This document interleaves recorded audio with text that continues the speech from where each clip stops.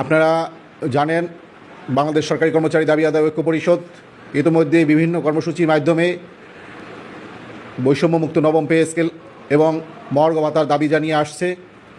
সেই কর্মসূচির ধারাবাহিকতায় আমাদের বিভিন্ন অফিসে লিফলেট বিতরণ এবং জনসচেতনতা বৃদ্ধির উদ্যোগ চলমান রয়েছে।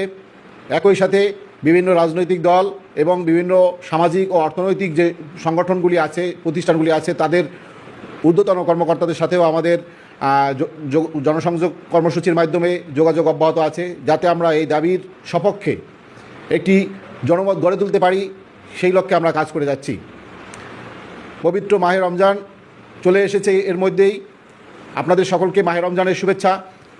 আমরা এই মাহে রমজান উপলক্ষে রমজানের পবিত্রতা রক্ষার কারণে আমাদের যে কঠোর কর্মসূচি ছিল সেটাকে কিছুটা শিথিল করেছি। রমজানকে সম্মান জানিয়ে আমরা আমাদের কর্মসূচিকে শুধুমাত্র এই জনসংযোগ কর্মসূচির মধ্যে অব্যাহত রেখেছি এবং বিভিন্ন অফিসে ব্যানার টানানো, দাবি সপক্ষে ব্যানার টানানো কর্মসূচি অব্যাহত আছে। রমজান শেষে নতুন করে সংবাদ সম্মেলনের মাধ্যমে পরবর্তী কর্মসূচি ঘোষণা করব।